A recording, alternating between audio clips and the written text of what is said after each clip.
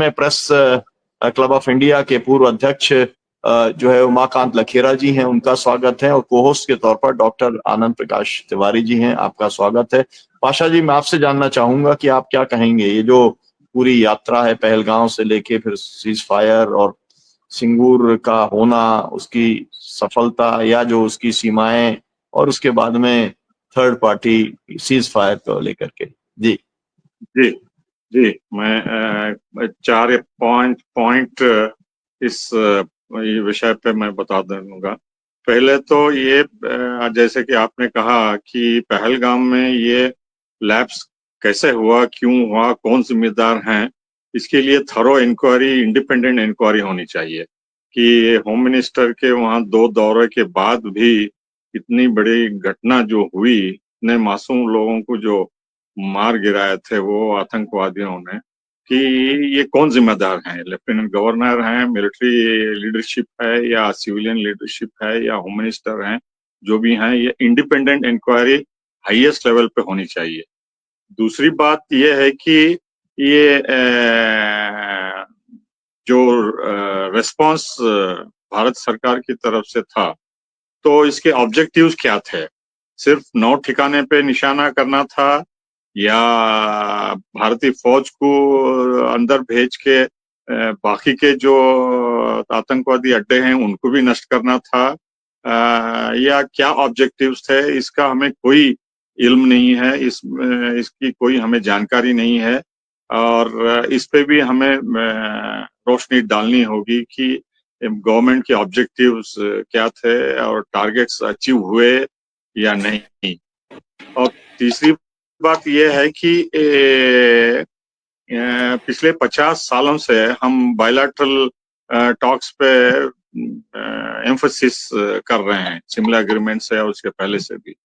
तो ये अचानक अमेरिका का इसमें मदाखलत करना ये बहुत ही चिंताजनक है, क्योंकि पिछले 75 सालों से अमेरिका का यही प्रयास रहा है कि वो किसी ना किसी तरह ये इंडो पाक इश्यू या कश्मीर इश्यू पे मीडिएशन करे, मदाखलत करे, और अपने गुड ऑफिसर्स जिसको बोल रहे हैं उसके तहत दोनों देशों पे अपना दबदबा दबाए रखे, जैसा मिस्र और इजराइल के ऊपर उन्होंने किया है कैंप डेविड एग्रीमेंट के बाद, 79 से सदात के पीस ट्रीटी के बाद।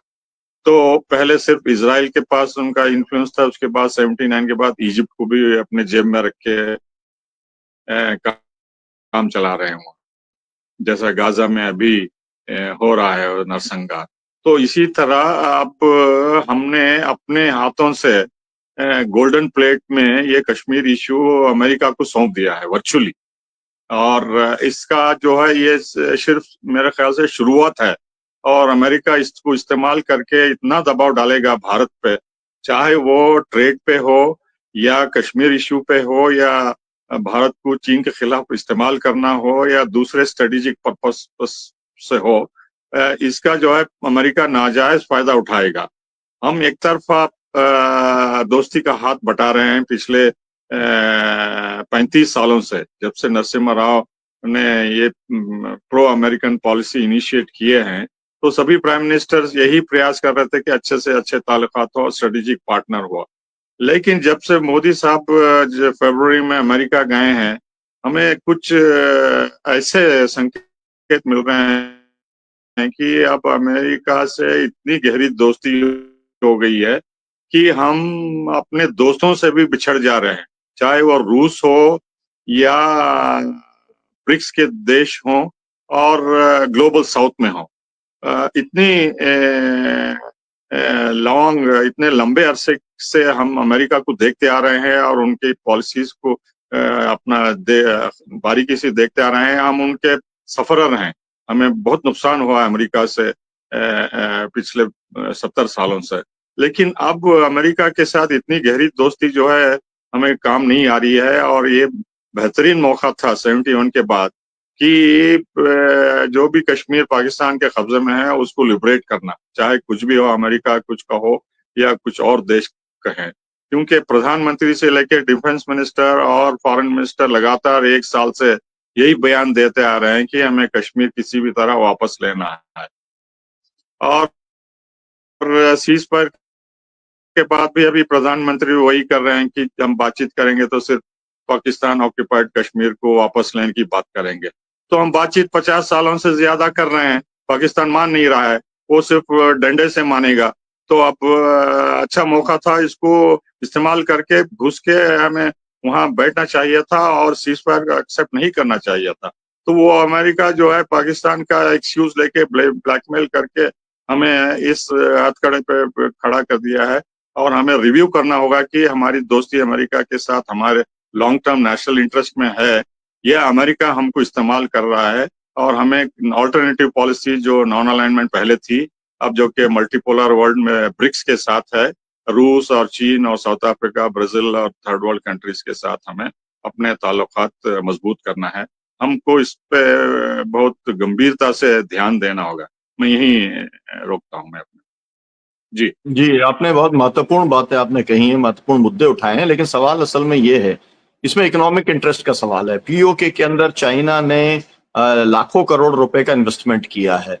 एक तरीके से पीओके ने जो है वो पूरा का पूरा चाइना को और उसकी कंपनीज को इकोनॉमिक इंटरेस्ट के लिए सौंप दिया है, और इसलिए चाइना जो है वो किसी भी हालत में पीओके के ऊपर आपको कोई भी कार्रवाई करने से रोकता रहेगा, और आप अगर करेंगे तो वहां पर मुकाबला करने के लिए भी सामने दिखलाई पड़ेगा। ये वाली बात एकदम साफ है।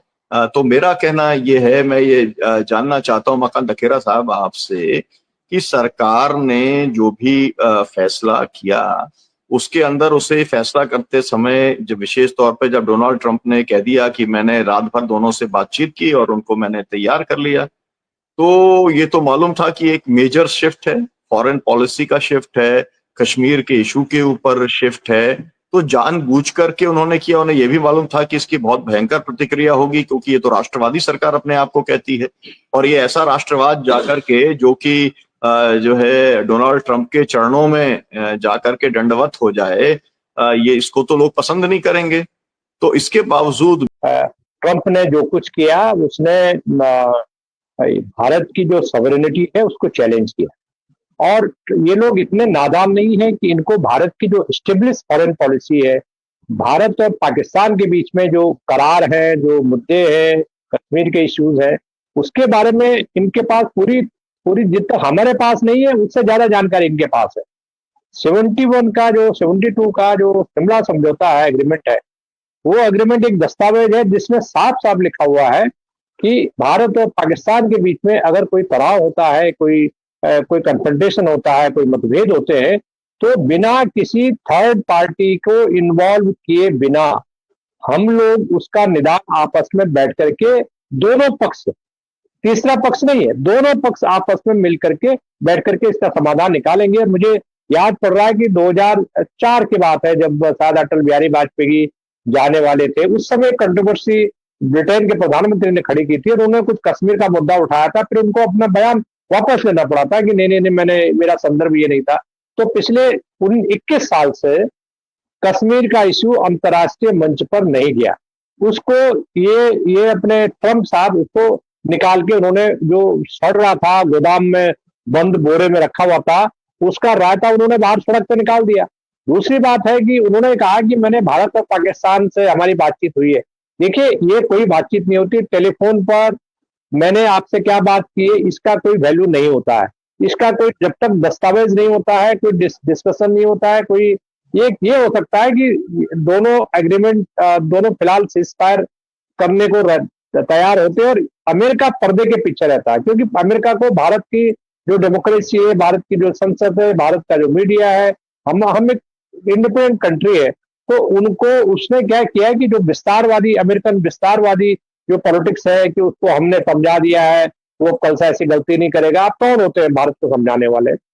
3 दिन से ट्विटर पर भारत की जो सिविल सोसाइटी है, मीडिया है, जर्नलिस्ट है, फॉर्मर आर्मी ऑफिसर्स है, कॉमन मैन है, उसकी आप बातचीत कर दीजिए तो सारा लुब्बुलुआब 99.9% लोग ट्रंप की दादागिरी और हिटलरशाही को बिल्कुल नापसंद कर रहे हैं। और मुझे लग रहा है कि भारत सरकार की जो मौजूदा सरकार है, सबको पता है कौन सरकार है, इनकी सबसे बड़ी वीकनेस सामने आई कि इन्होंने ट्रंप ने जो भी डिरेलमेंट किया, हमारी फॉरेन पॉलिसी का मजाक उड़ा दिया उसने ऐसा कर दिया कि अगर कुछ हो भी गया तो भारत को टाइम लेना चाहिए, भारत को ऑल पार्टी मीटिंग बुलानी चाहिए, भारत को ये कहना चाहिए कि देखिए mister Trump, you are a president of America, not president of India.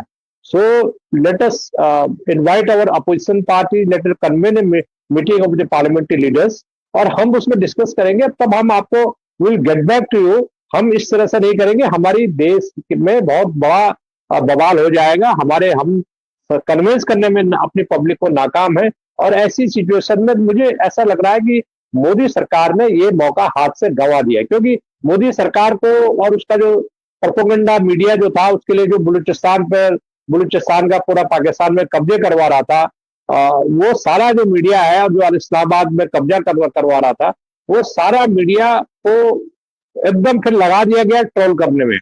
और भी जैसा आपने बताया कि फॉरेन सेक्रेटरी की बेटियों को ट्रोल कर रहे हैं, उनको ट्रोल कर रहे हैं, तो मैं ये कह रहा हूँ कि पूरी जो सिचुएशन है उसको पटड़ी से उतार दिया गया है। और 1971 में जो हमारी जो जीत हुई थी, जो हमने बांग्लादेश बनवाया था मुक्ति वाहिनी को लेकर के और पाकिस्तान के 2 टुकड़े करके उसको सबक सिखा दिया था, उसको वो जो जीत है, वो जो एक परचम लहराया हमारे इतिहास के दस्तावेज में, वो चीज अजर और अमर है, उसको भुला दिया गया है, उसको अंडरमाइन करने की कोशिश की जा रही है। और प्रधानमंत्री का जो कल का जो भाषण था वो बहुत निराशाजनक था। वो उससे कहीं पर भी ऐसी उम्मीद की किरण नहीं दिखाई देती कि वो कहना क्या चाहते हैं, मतलब कोई उम्मीद नहीं दिखाई देती उनके भाषण में, जबकि उनको क्लियर कट बोलना चाहिए कि हमें राष्ट्रपति ट्रंप के ट्वीट से पता चला और हम बिल्कुल भी उनकी बातों से एग्रीमेंट नहीं करते हैं। हमारी पार्लियामेंट, हम लोग फैसला करते हैं अपने देश के बारे में। हमारे सीज फायर हुआ है तो सीज फायर डीजीओ में लेवल पे हुआ है, तो इसमें ट्रंप को कूदने की जरूरत क्या थी? तो इस पर प्रधानमंत्री की जो चुप्पी है, वो चुप्पी से सवाल बहुत ज्यादा खड़े हो गए। और मुझे नहीं लगता है कि ये जो बहस है, ये जो चर्चा है, ये जो विवाद है, ये जल्दी खत्म होने वाला है। अभी फिलहाल मैं इतना ही कहना चाहता हूँ। जी जी, बहुत शुक्रिया आपका। मैं आऊंगा प्रोफेसर शिवाजी सरकार जी के पास में। आप इंटरनेशनल एक्सपर्ट के तौर पे कल का जो भाषण हुआ देश के नाम जो है संदेश जो था, तो देश के नाम संदेश पहले पाकिस्तान के राष्ट्रपति ने किया, उन्होंने, इसके बाद में प्रधानमंत्री ने किया और यहाँ पर इसके बाद में मोदी जी ने किया। तो उसमें क्या आपको ऐसी खास बात लगी जिससे कि कोई उन्होंने स्पेशल जानकारी जो देश को नहीं थी उसको साझा करने का काम किया, और उसका क्या एक किस्म का इम्पैक्ट आप देखते हैं? लोगों को ने किस तरीके से उसको रिसीव किया होगा या किस तरीके से उसे रिसीव करना चाहिए? ये है कि हमला होना सुरक्षा की चूक, आपकी कार्रवाई करना और वो भी बीच में छोड़ करके आ जाना, क्योंकि भारत सरकार ये कहने की स्थिति में तो है नहीं कि आतंकवाद हमने खत्म कर दिया, 8 ठिकाने 9 ठिकाने या जो भी ठिकाने नष्ट किए उससे खत्म हो गया आतंकवाद, ये एक तो बीच में ही छोड़ दिया। तीसरा जो पीओके का दावा था वो तो बिल्कुल पूरी के पूरे तरीके से आपने जो है खारिज कर दिया और उसका पूरा मजाक और उपहास बना दिया। और फिर तीसरा एक और जो है कि मध्यस्थता के लिए अमेरिका के आपने स्वीकार लिया। तो जनता के अंदर, लोगों के अंदर इस सब को लेकर के क्या पर्सपेक्टिव बन रहा है?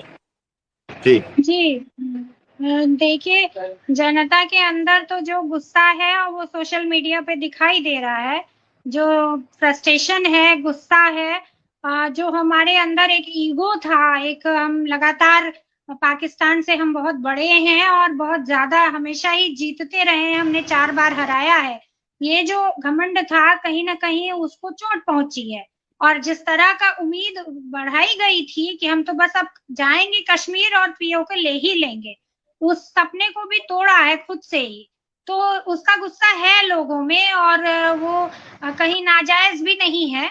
अगर आपने उम्मीद जताई थी और फिर उसके एकदम उलट व्यवहार दिखाई देगा तो नेचुरली, और शायद इसीलिए उस दबाव के कारण कल आके फिर एक फॉल्स जो है नैरेटिव क्रिएट करने की कोशिश की गई है।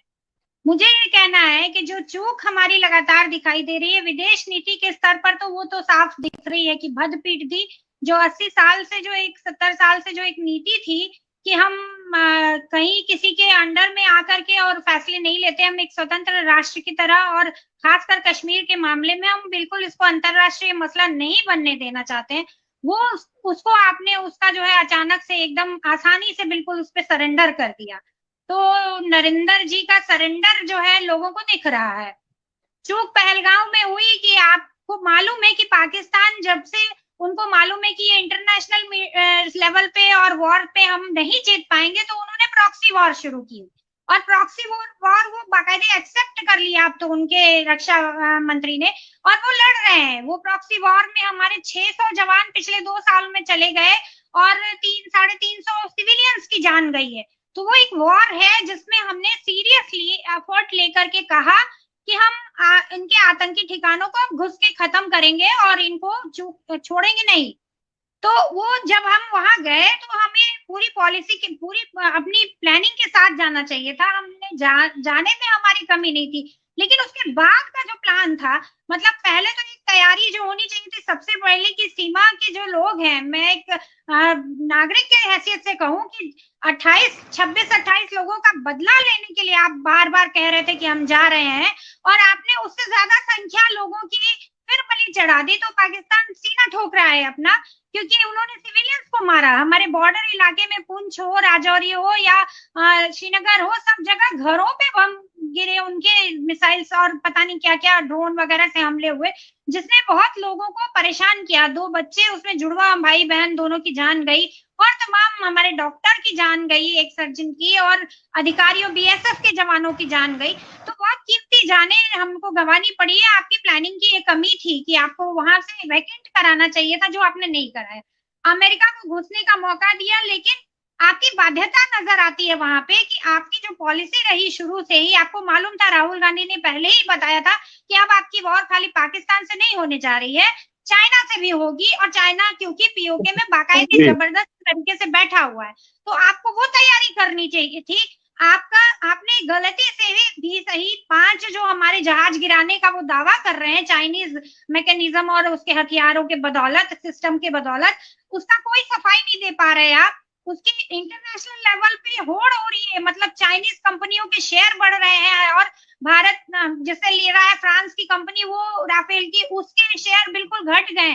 तो ये एक अलग तरह की वॉर चल गई, जिसमें आप इंटरनेशनली ये दिख गए कि आपका जो एयरफोर्स हमारी बहुत मजबूत और एडवांस मानी जाती थी, कहीं ना कहीं वो कमजोर और उसकी वीकनेस दिखाई दे गई। ये बहुत बड़ा नुकसान है, क्योंकि सारी लड़ाइयां अब एयर में ही होती हैं जिस तरह की।